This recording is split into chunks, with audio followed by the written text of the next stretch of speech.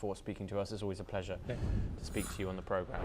We now move on and over to the Middle East for our next update. And President Donald Trump has unveiled the founding members of the Gaza Board of Peace, which will oversee Gaza's post-war transition. The board includes prominent figures such as US Secretary of State Marco Rubio, former UK Prime Minister Tony Blair, Trump's special envoy Steve Witkoff, son-in-law Jared Kushner, and the World Bank President Ajay Banga. Trump will chair the board, calling it the greatest and most prestigious board ever assembled. Its role will include managing Gaza's transitional government and creating an international stabilization force to ensure security. US Major General Jasper Jeffers will lead the International Stabilization Force, and this announcement follows the formation of a 15-member Palestinian Technocratic Committee tasked with overseeing Gaza's daily governance. The move is part of Trump's broader peace plan, which began with a ceasefire agreement in October 2025. The plan's second phase aims to bring stability and long-term peace to Gaza. Joining us now is Sol Sadka. He is a political commentator. He joins us live from Tel Aviv. Sol, before we go into the people on this delegation, of course, moving on to the second phase of the ceasefire. The first phase isn't done yet. There is still a hostage body remaining in Gaza. Aid is still heavily restricted by Israel. It's not freeing slowly into the Gaza Strip like is in the first phase of the deal. 3 Israeli soldiers have been killed. Over 400 Palestinians have been killed. Is this the correct time to announce these members, whoever they may be, to the Board of Peace? Is this the right time to move on to this second phase? On a personal level, I would think not. But one can see why the Trump administration would be keen to do that, because they want to keep the whole ship rolling. The fundamental reason why the real second stage hasn't started, and this is kind of a bluff, is because there was always never going to be any realistic hope that Hamas were going to hand in their weapons, since they are, after all, absolutely hell-bent on global jihad. But that's part of the second phase, isn't it? That's part of phase 2. We're talking about the incompletion of phase 1. Right. Well, they were supposed to disarm. In phase 2? In phase 2, but that's never going to happen. So the entire thing is kind of a bluff, unfortunately. But it could be that this Board of Peace will be pushing them in that direction, but it seems implausible. The people listed on the board are certainly competent people, right up to Tony Blair and various Jared Kushner and various representatives of Turkey and Gulf states. And who knows, maybe they will be able to persuade Hamas to moderate and hand over some of their weapons, but I am not optimistic. Let's go through some of these figures now, Sol, who are heading in this Board of Peace, of course, headed by Donald Trump. And then we have UK Prime Minister Tony Blair, of course, led the United Kingdom following the United States into Iraq in 2003, seen as a war criminal by many countries in the region. Palestinians, of course, have expressed wide dismay at that appointment. Along with Jared Kushner, of course, Donald Trump's son-in-law.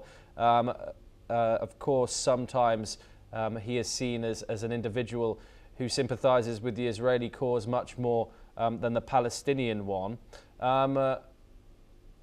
What do you have to say about these appointments, given their past, given some of the informal nature of them? Steve Witkoff, of course, did negotiate a Gaza peace deal, but as we've just discussed, the first phase hasn't been completed yet, very accurately.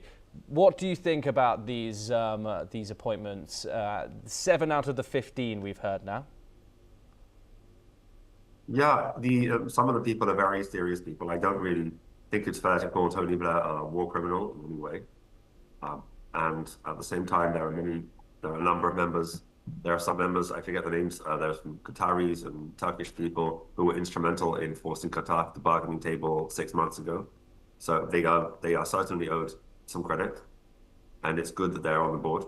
The process of bringing Arabs and Jews together in the Middle East has been one of complete failure over the past 75 years.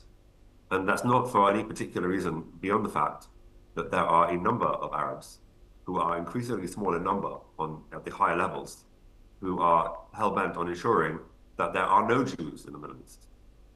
And so the fact that there are people from all walks of life and from all directions on this board, but all of whom reject that kind of genocidal tendency, in my opinion, would give us the best and closest hope to genuine peace breaking out in the Middle East.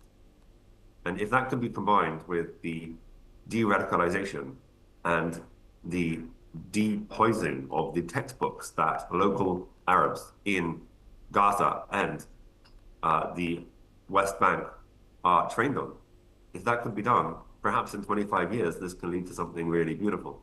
But none of this is going to be easy. None of this is going to be quick. As we mentioned, the phase 2 is starting. There's no way that Tony Blair and Jared Kushner and Witkoff and all the rest of them are going to be able to persuade Hamas to hand over their weapons. It's not going to happen. In the end, for actual peace in Gaza, someone is going to have to go in there and actually take away Hamas's weapons. And that's only going to be Israel. And Israel is currently unmotivated.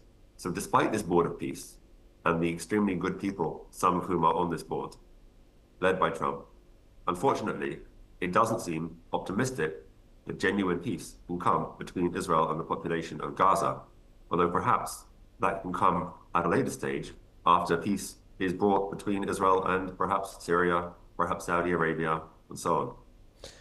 Is there a conflict of interest here, though, when it comes to certain individuals on this peace board? Of course, you have President Donald Trump, of course, very, very close relations with the Israeli government. The UK Prime Minister Tony Blair, who had a role in the quartet after office, he served at this Middle East on this Middle East quartet's envoy to the Israel-Palestine issue. But many Arab diplomats saw him as too close to the US and Israel and not a neutral broker. Of course, you've got Marco Rubio, close to the Trump administration. And Jared Kushner's critics say he lacked depth on Palestinian issues and tilted heavily towards Israeli strategic goals. Is a neutral individual player here not crucial to peace in the long term? In the end, you have to look at this as a battle. What happened on October 7th, 2023 was Yahya Sinwar set up a chain of dominoes that led to the unraveling of the Iranian octopus of proxies that they laid out against Israel. And there's not really much of that left. And as a result of that, the balance of power in the Middle East has shifted. And to the extent that whereas before there was a prospect perhaps of Israelis and the local Arabs negotiating on almost equal terms because the Arabs had so much backing from foreign states and they were trying to increasingly isolate Israel, that has now changed. And so, yes, of course, there's a board of peace is likely to include people who are sympathetic to Israel, although the board also includes people who are certainly sympathetic to the Arab side as well, including some who appear to be sympathetic to Hamas. Of course, that's what happens. These are the consequences of starting stupid wars as Yahya Sinwar and Hamas started, that you essentially have to pay a price. And the price is diplomatic isolation and a reduction in your leverage and bargaining power. This is not surprising. This is what happens after every war across history. If you want to win territory, you try having a war, and if you lose, you pay a price. You pay a price in terms of territory, and you pay a price in terms of leverage on all fronts. And no one has started a more stupid war than Hamas did 2.5 years ago. Okay. Sol Sadka, thank you very much for joining us here on NewsX World, and thank you very much for taking the time.